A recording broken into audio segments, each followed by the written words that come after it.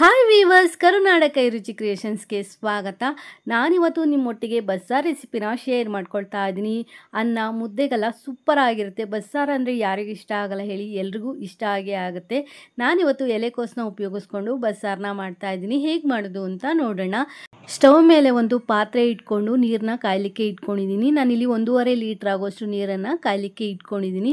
ಹಾಗೆ ಇಲ್ಲಿ ನಾನು ಹೆಸರು ಕಾಳನ್ನು ಬೆಳಗ್ಗೆನೇ ನೆನೆಸಿ ಇಟ್ಟಿದ್ದೆ. ಒಂದು 2 ರಿಂದ 3 ಅವರು ಮುಂಚೆನೇ ಹೆಸರು ಕಾಳನ್ನು ನೆನೆಸ್ಕೋಬೋದು, ಅಥವಾ ಹೆಸರು ಕಾಳನ್ನು ಡೈರೆಕ್ಟ್ ಹಾಕಿ ಸೇರಿಸಿನೂ ಸಹ ಮಾಡ್ಕೋಬೋದು. 3/4 ಕಪ್ಪು ಹೆಸರು ಕಾಳು, ಅರ್ಧ ಕಪ್ಪು ತೊಗರಿಬೇಳೆನ ತೊಗೊಂಡು ಒಂದು 2-3 ಬಾರಿ ಚೆನ್ನಾಗಿ ವಾಶ್ ಮಾಡಿಕೊಂಡು ನಾನೀಗ ಕುದೀತಾ ಇರುವಂಥ ನೀರಿಗೆ ಸೇರಿಸ್ಕೊಂಡಿದ್ದೀನಿ. ಒಂದು ಚಿಟಿಕೆ ಅರಿಶಿಣದ ಪುಡಿ ಹಾಗೆ ಒಂದು 1/4 ಚಮಚ ಆಗುವಷ್ಟು ಎಣ್ಣೆಯನ್ನು ಸೇರಿಸ್ಬಿಟ್ಟು ನಾನಿಲ್ಲಿ ಹೆಸರು ಕಾಳು ಬೇಳೆಯನ್ನು ಬೇಯಿಸ್ಕೊಳ್ತಾ ಇದ್ದೀನಿ. ಆವಾಗವಾಗ ಸೌಟಲ್ಲಿ ಈ ರೀತಿ ಮಿಕ್ಸ್ ಮಾಡ್ಕೊಳ್ಳಿ, ಇಲ್ಲಾಂದರೆ ಉಕ್ಕೋ ಚಾನ್ಸಸ್ ಇರುತ್ತೆ.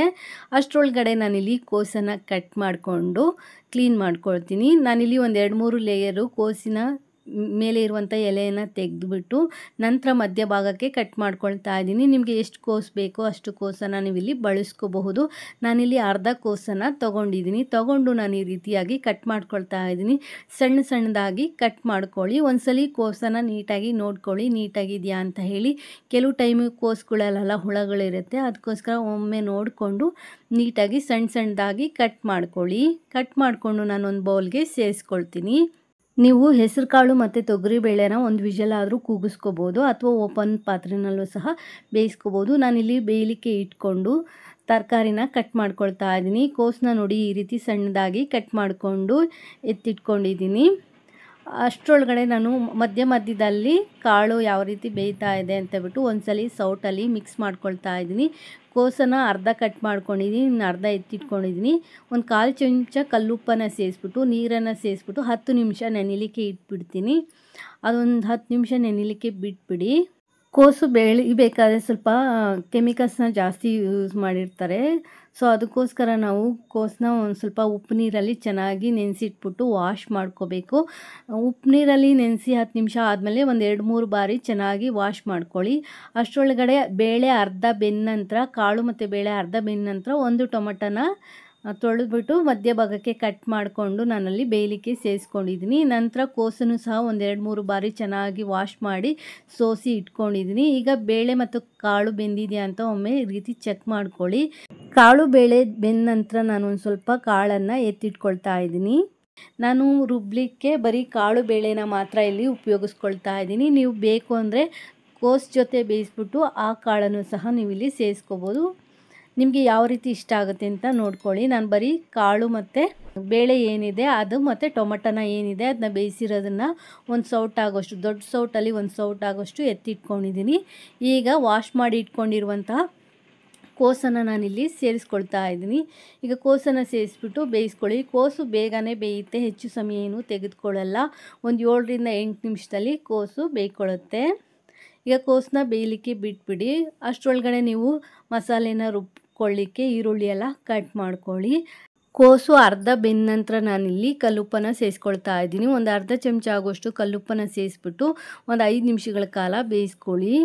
ಉಪ್ಪು ಹಾಕಿದ ಮೇಲೆ ಒಂದು 5 ನಿಮಿಷ ಬೇಯಿಸ್ಕೊಂಡ್ರೆ ಸಾಕು. ಉಪ್ಪೆಲ್ಲ ಚೆನ್ನಾಗಿ ಹಿಡಿಯುತ್ತೆ, ಹಾಗೆ ಕೋಸು ಸಹ ಚೆನ್ನಾಗಿ ಬೇಯುತ್ತೆ. ಬೆಂದ ನಂತರ ನಾನಿಲ್ಲಿ ಬಸ್ಕೊಳ್ತಾ ಇದ್ದೀನಿ. ಒಂದು ಸೋಸೋ ಜರಡಿಯಿಂದ ಕಾಳು ಮತ್ತು ನೀರನ್ನು ಸಪ್ರೇಟ್ ಮಾಡ್ಕೊಂಡಿದ್ದೀನಿ. ನಂತರ ನಾನಿಲ್ಲಿ ಮಸಾಲೆಯನ್ನು ಹುರ್ಕೊಳ್ತಾ ಇದ್ದೀನಿ. ಮಸಾಲೆ ಹುರಿಲಿಕ್ಕೆ ಒಂದು ಬಾಣಲಿಯನ್ನು ಇಟ್ಕೊಂಡು 2 ಚಮಚ ಎಣ್ಣೆಯನ್ನು ಸೇರಿಸ್ಕೊಂಡಿದ್ದೀನಿ. ಎಣ್ಣೆ ಕಾದ ನಂತರ ಮೀಡಿಯಮ್ ಸೈಜು ಒಂದು ಈರುಳ್ಳಿಯನ್ನು ಸೇರಿಸ್ಕೊಳ್ತಾ ಇದ್ದೀನಿ. ಒಣಮೆಣಸಿನ್ಕಾಯಿ ಸೇರಿಸೋರು ಸ್ಟಾರ್ಟಿಂಗೇ ಒಣಮೆಣಸಿನ್ಕಾಯನ್ನು ಸೇರಿಸ್ಬಿಟ್ಟು ಚೆನ್ನಾಗಿ ಫ್ರೈ ಮಾಡ್ಕೊಂಡ ನಂತರ ಈರುಳ್ಳಿ ಬೆಳ್ಳುಳ್ಳಿಯನ್ನು ಸೇರಿಸಿ ಫ್ರೈ ಮಾಡ್ಕೊಳ್ಳಿ. ನಾನಿಲ್ಲಿ ಒಂದು ಮೀಡಿಯಮ್ ಸೈಜು ಈರುಳ್ಳಿಯನ್ನು ತೊಗೊಂಡಿದ್ದೀನಿ. ಒಂದು ಗಡ್ಡೆ ಬೆಳ್ಳುಳ್ಳಿಯನ್ನು ತೊಗೊಂಡು ಚೆನ್ನಾಗಿ ಫ್ರೈ ಮಾಡ್ಕೊಳ್ತಾ ಇದ್ದೀನಿ. ಈರುಳ್ಳಿ ಚೆನ್ನಾಗಿ ಬಣ್ಣ ಚೇಂಜ್ ಆಗಬೇಕು, ಹಾಗೆ ಬೆಳ್ಳುಳ್ಳಿಯಲ್ಲಿರುವಂಥ ಹಸಿ ಸ್ಮೆಲ್ ಹೋದ ನಂತರ ನಾನಿಲ್ಲಿ ಕಾಳುಮೆಣಸು ಮತ್ತು ಜೀರಿಗೆಯನ್ನು ಸೇರಿಸ್ಕೊಳ್ತಾ ಇದ್ದೀನಿ. ಒಂದು 10 ಕಾಳುಮೆಣಸು, 1 ಚಮಚ ಜೀರಿಗೆಯನ್ನು ಸೇರಿಸ್ಬಿಟ್ಟು ಫ್ರೈ ಮಾಡ್ಕೊಳ್ತಾ ಇದ್ದೀನಿ. 1 ರಿಂದ 2 ನಿಮಿಷಗಳ ಕಾಲ ಮೀಡಿಯಮ್ ಟು ಲೋ ಫ್ಲೇಮಲ್ಲಿ ಇಟ್ಕೊಂಡು ಚೆನ್ನಾಗಿ ಫ್ರೈ ಮಾಡ್ಕೊಳ್ಳಿ. ಜೀರಿಗೆ ಮತ್ತು ಕಾಳುಮೆಣಸು ಒಳ್ಳೆ ಪರಿಮಳ ಬರುತ್ತೆ ಹುರಿಬೇಕಾದ್ರೆ, ಅಲ್ಲಿವರೆಗೂ ನೀವು ಫ್ರೈ ಮಾಡಿಕೊಂಡ್ರೆ ಸಾಕಾಗತ್ತೆ. ಫ್ಲೇಮ್ ಆಫ್ ಮಾಡಿ ತಣ್ಣಗಾಗಲಿಕ್ಕೆ ಬಿಟ್ಬಿಡಿ. ಮಿಕ್ಸಿ ಜಾರ್ಗೆ ನಾನಿಲ್ಲಿ ಸಣ್ಣ ನೆಲ್ಲಿಕಾಯಿ ಗಾತ್ರದ್ದು ಒಂದು ಸ್ವಲ್ಪ ಹುಣಸೆ ಹಣ್ಣು, ಹಾಗೆ ಸ್ವಲ್ಪ ಕೊತ್ತಂಬರಿ ಸೊಪ್ಪು, ಒಂದು ಹಿಡಿಯಾಗೋಷ್ಟು ಕೊತ್ತಂಬರಿ ಸೊಪ್ಪು, ಸಣ್ಣ ಈರುಳ್ಳಿಲಿ ಅರ್ಧ ಈರುಳ್ಳಿ ಹಸಿದಾಗೆ ಸೇರಿಸ್ಕೊಂಡಿದ್ದೀನಿ. ನಂತರ ಹುರಿದಿಟ್ಕೊಂಡಿರುವಂಥ ಈರುಳ್ಳಿ ಬೆಳ್ಳುಳ್ಳಿ, ನಾನಿಲ್ಲಿ ಸಾರಿನ ಪುಡಿಯನ್ನು ಸೇರಿಸ್ಕೊಳ್ತಾ ಇದ್ದೀನಿ. ನೀವಿಲ್ಲಿ ರೆಡ್ ಚಿಲ್ಲಿ ಪೌಡರು ಮತ್ತು ಧನಿಯಾ ಪೌಡರನ್ನು ಸೇರಿಸ್ಕೋಬಹುದು.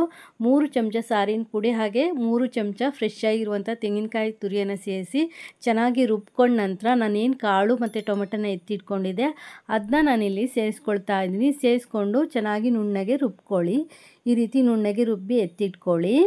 ನಾನಿಲ್ಲಿ ಕಾಳು ಬೇಯಿಸ್ಕೊಂಡಿರುವಂಥ ಪಾತ್ರೆನೇ ಇಟ್ಕೊಂಡಿದ್ದೀನಿ, ಅದನ್ನೇನು ತೊಳಿಲಿಕ್ಕೆ ಹೋಗಿಲ್ಲ. 2 ಚಮಚ ಎಣ್ಣೆನ ಸೇರಿಸ್ಕೊಂಡಿದ್ದೀನಿ. ಎಣ್ಣೆ ಕಾದ ನಂತರ ಅರ್ಧ ಚಮಚ ಸಾಸಿವೆ, ಅರ್ಧ ಚಮಚ ಜೀರಿಗೆಯನ್ನು ಸೇರಿಸ್ಕೊಂಡು ಅದ್ರ ಜೊತೆಗೆ ಸಣ್ಣದಾಗಿ ಹೆಚ್ಚಿರುವಂಥ ಅರ್ಧ ಈರುಳ್ಳಿ ಹಾಗೆ ಸ್ವಲ್ಪ ಕರಿಬೇವನ್ನು ಸೇರಿಸ್ಕೊಂಡು ಫ್ರೈ ಮಾಡ್ಕೊಳ್ತಾ ಇದ್ದೀನಿ. ಅರ್ಧ ಈರುಳ್ಳಿನ ನಾನು ರುಬ್ಲಿಕ್ಕೆ ಸೇರಿಸ್ಕೊಂಡಿದ್ದೆ, ಇನ್ನು ಅರ್ಧ ಈರುಳ್ಳಿನ ಒಗ್ಗರಣೆಗೆ ಸೇರಿಸ್ಬಿಟ್ಟು ಫ್ರೈ ಮಾಡ್ಕೊಂಡಿದ್ದೀನಿ. ಒಗ್ಗರಣೆನ ಚೆನ್ನಾಗಿ ಫ್ರೈ ಮಾಡ್ಕೊಂಡ ನಂತರ ರುಬ್ಕೊಂಡಿರುವಂಥ ಮಸಾಲೆಯನ್ನು ನಾನಿಲ್ಲಿ ಸೇರಿಸ್ಕೊಳ್ತಾ ಇದ್ದೀನಿ. ಮಸಾಲೆಯನ್ನು ಸೇರಿಸಿ ಒಮ್ಮೆ ಚೆನ್ನಾಗಿ ಇಲ್ಲಿ ಮಿಕ್ಸ್ ಮಾಡ್ಕೊಳ್ಳಿ. ನಂತರ ನಾವೇನು ಕಾಳನ್ನು ಬಸ್ಕೊಂಡಿರ್ತೀವಲ್ಲ ನೀರು, ಆ ನೀರನ್ನೇ ಜಾರ್ಗೆ ಸೇರಿಸ್ಬಿಟ್ಟು ಅದೇ ನೀರನ್ನು ನಾನಿಲ್ಲಿ ಸೇರಿಸ್ಕೊಳ್ತಾ ಇದ್ದೀನಿ. ಮೊದಲಿಗೆ ನಾವು ಕಾಳನ್ನು ಏನು ಬೇಯಿಸ್ಕೊಂಡಿರ್ತೀವಿ ಆ ನೀರನ್ನೇ ಯೂಸ್ ಮಾಡ್ಕೊಳ್ಳಿ. ಕನ್ಸಿಸ್ಟೆನ್ಸಿಯನ್ನು ನೋಡಿಕೊಂಡು ನಿಮಗೆ ಎಕ್ಸ್ಟ್ರಾ ನೀರು ಬೇಕು ಅಂದರೆ ನೀವಿಲ್ಲಿ ನೀರನ್ನು ಸೇರಿಸ್ಕೋಬಹುದು. ಜಾರ್ಗೆ ಅದೇ ನೀರನ್ನು ಸೇರಿಸ್ಬಿಟ್ಟು ನೀಟಾಗಿ ಜಾರ್ನೆಲ್ಲ ಕುಲ್ಕ್ಬಿಟ್ಟು ಆ ನೀರನ್ನು ಸೇರಿಸ್ಕೊಂಡು ನಂತರ ಪಾತ್ರೆಯಲ್ಲಿರುವಂತಹ ಕಾಳು ಬೇಯಿಸಿರುವಂಥ ನೀರನ್ನು ಸೇರಿಸ್ಕೊಂಡಿದ್ದೀನಿ. ಹಾಗೆ ಪಾತ್ರೆಗೆ ಒಂದು ಸ್ವಲ್ಪ ನೀರನ್ನು ಸೇರಿಸ್ಬಿಟ್ಟು ಆ ನೀರನ್ನು ಸೇರಿಸ್ಕೊಳ್ತಾ ಇದ್ದೀನಿ. ನೀವಿಲ್ಲಿ ನೋಡ್ತಾ ಇರ್ಬೋದು ಕನ್ಸಿಸ್ಟೆನ್ಸಿ ಈ ಹದದಲ್ಲಿದೆ. ಮತ್ತೆ ನಿಮ್ಗೆ ನೀರು ಬೇಕು ಅಂದರೆ ನೀವಿಲ್ಲಿ ಸೇರಿಸ್ಕೋಬೋದು. ನಾವು ಕಾಳು ಬೇಯಿಸ್ಬೇಕಾದ್ರೆ ಉಪ್ಪು ಹಾಕ್ಕೊಂಡಿರ್ತೀವಿ, ನೋಡಿಕೊಂಡು ನೀವಿಲ್ಲಿ ಉಪ್ಪನ್ನು ಸೇರಿಸ್ಕೋಬೇಕಾಗತ್ತೆ. ಟೇಸ್ಟ್ ನೋಡಿಕೊಂಡು ಉಪ್ಪನ್ನು ಸೇರಿಸ್ಕೊಳ್ಳಿ. ಸಾರಿನ ಹದ ಈ ರೀತಿಯಲ್ಲಿದೆ.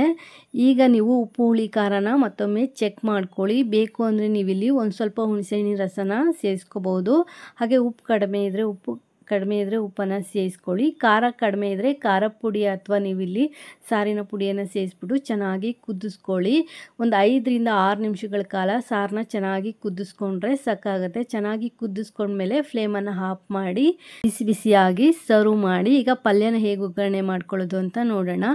ಒಂದು ಬಾಣಲಿಯನ್ನು ಇಟ್ಕೊಂಡಿದ್ದೀನಿ. ನಾನು ಏನು ಮಸಾಲೆ ಹುರಿಲಿಕ್ಕೆ ಇಟ್ಕೊಂಡಿದ್ದೆ ಅದೇ ಬಾಣಲಿಯನ್ನು ಇಟ್ಕೊಂಡು 1-2 ಚಮಚ ಎಣ್ಣೆನ ಸೇರಿಸ್ಕೊಂಡಿದ್ದೀನಿ. ಎಣ್ಣೆ ಕಾದ ನಂತರ 1/4 ಚಮಚ ಸಾಸಿವೆ, 1 ಚಮಚ ಕಡಲೆಬೇಳೆ, ಅರ್ಧ ಚಮಚ ಉದ್ದಿನಬೇಳೆಯನ್ನು ಸೇರಿಸ್ಬಿಟ್ಟು ನಾನಿಲ್ಲಿ ಫ್ರೈ ಮಾಡ್ಕೊಳ್ತಾ ಇದ್ದೀನಿ. ಉದ್ದಿನಬೇಳೆ ಕಡಲೆಬೇಳೆ ಸ್ವಲ್ಪ ಬಣ್ಣ ಚೇಂಜ್ ಆಗ್ತಿದ್ದಂಗೆ ಹಸಿಮೆಣ್ಸಿನ್ಕಾಯನ್ನು ಸೇರಿಸ್ಬಿಟ್ಟು ಚೆನ್ನಾಗಿ ಇಲ್ಲಿ ಫ್ರೈ ಮಾಡ್ಕೊಂಡಿದ್ದೀನಿ. 3 ಹಸಿಮೆಣ್ಸಿನ್ಕಾಯನ್ನು ಉದ್ದಕ್ಕೆ ಸೀಳ್ಬಿಟ್ಟು ಸೇರಿಸ್ಕೊಂಡು ಒಂದು 10 ಸೆಕೆಂಡು ಫ್ರೈ ಮಾಡ್ಕೊಂಡ ನಂತರ ನಾನಿಲ್ಲಿ ಮೀಡಿಯಮ್ ಸೈಜ್ದು 2 ಈರುಳ್ಳಿನ ಕಟ್ ಮಾಡಿ ಇಟ್ಕೊಂಡಿದ್ದೆ. ಈರುಳ್ಳಿಯನ್ನು ಸೇರಿಸ್ಕೊಂಡಿದ್ದೀನಿ. ಅದ್ರ ಜೊತೆಗೆ ಸ್ವಲ್ಪ ಕರಿಬೇವನ್ನು ಸೇರಿಸ್ಕೊಂಡು ಫ್ರೈ ಮಾಡ್ಕೊಳ್ತಾ ಇದ್ದೀನಿ. ಈರುಳ್ಳಿ ಕಂದು ಬಣ್ಣಕ್ಕೆ ಬರಬೇಕು, ಅಲ್ಲಿವರೆಗೂ ಫ್ರೈ ಮಾಡ್ಕೊಳ್ಳಿ. ಈರುಳ್ಳಿ ಫ್ರೈ ಮಾಡಬೇಕಾದ್ರೆ ಸ್ವಲ್ಪ ಉಪ್ಪನ್ನು ಸೇರಿಸ್ಕೊಳ್ತಾ ಇದ್ದೀನಿ. ಒಂದು 1/4 ಚಮಚ ಉಪ್ಪನ್ನು ಸೇರಿಸ್ಕೊಳ್ತಾ ಇದ್ದೀನಿ. ಏಕೆಂದರೆ ನಾವು ಕೋಸು ಮತ್ತು ಕಾಳನ್ನು ಬೇಯಿಸ್ಬೇಕಾದ್ರೆ ಉಪ್ಪು ಹಾಕ್ಕೊಂಡಿರ್ತೀವಿ. ಸೊ ಅಲ್ಲಿ ಕಾಳುಗಳಿಗೆಲ್ಲ ಉಪ್ಪು ಹಿಡಿದಿರುತ್ತೆ. ನೀವು ನೋಡಿಕೊಂಡು ಉಪ್ಪನ್ನು ಸೇರಿಸ್ಕೋಬೇಕಾಗತ್ತೆ. ಅದಕ್ಕೆ ಸ್ವಲ್ಪ ಉಪ್ಪನ್ನು ಸೇರಿಸ್ಬಿಟ್ಟು ಈರುಳ್ಳಿ ಸ್ವಲ್ಪ ಕಂದು ಬಣ್ಣಕ್ಕೆ ಬರೋವರೆಗೂ ಫ್ರೈ ಮಾಡ್ಕೊಂಡ ನಂತರ ನಾವೇನು ಕಾಳು ಮತ್ತು ಕೋಸನ್ನು ಬೇಯಿಸ್ಕೊಂಡಿದ್ವಿ ಅದನ್ನ ಸೇರಿಸ್ಕೊಂಡು ನಾವಿಲ್ಲಿ ಚೆನ್ನಾಗಿ ಮಿಕ್ಸ್ ಮಾಡ್ಕೋಬೇಕಾಗತ್ತೆ. ಬೇಯಿಸ್ಕೊಂಡಿರುವಂತಹ ಕಾಳು ತರಕಾರಿಯನ್ನು ಸೇರಿಸ್ಕೊಂಡ್ಮೇಲೆ ಜಾಸ್ತಿ ಹೊತ್ತು ಬೇಯಿಸ್ಬೇಕಂತ ಏನಿಲ್ಲ. ಚೆನ್ನಾಗಿ ಒಮ್ಮೆ ಮಿಕ್ಸ್ ಮಾಡಿಕೊಂಡು ನಂತರ ಕಾಯಿ ತುರಿಯನ್ನು ಸೇರಿಸ್ಕೊಳ್ಳಿ. ಈ ಹಂತದಲ್ಲಿ ಟೇಸ್ಟ್ ನೋಡಿಕೊಂಡು ಉಪ್ಪನ್ನು ಸೇರಿಸ್ಕೋಬಹುದು.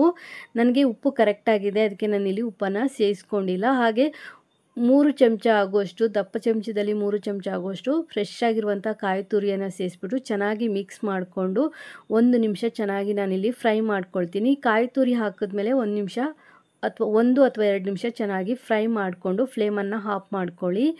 ಈಗ ತುಂಬಾ ರುಚಿಕರವಾಗಿರುವಂಥ ಬಸ್ಸಾರು ಪಲ್ಯ ರೆಡಿ ಆಗಿದೆ. ಅನ್ನ ಮುದ್ದೆ ಒಟ್ಟಿಗೆ ಸೂಪರ್ ಆಗಿರುತ್ತೆ. ಪಲ್ಯನ ನಾವು ರೊಟ್ಟಿ ಜೊತೆನೂ ಸಹ ಅಥವಾ ಚಪಾತಿ ಜೊತೆನೂ ಸಹ ತಿನ್ಬೋದು, ತುಂಬ ಚೆನ್ನಾಗಿರುತ್ತೆ. ಈ ಬಸ್ಸಾರು ರೆಸಿಪಿ ನಿಮಗೇನಾದರೂ ಇಷ್ಟ ಆಯಿತು ಅಂದರೆ ಒಂದು ಲೈಕ್ ಕೊಡಿ. ಹೊಸದಾಗಿ ಚಾನಲ್ ನೋಡೋರು ಸಬ್ಸ್ಕ್ರೈಬ್ ಮಾಡಿಕೊಂಡು ನೋಡಿ. Thanks for watching this video. Take care, have A nice day.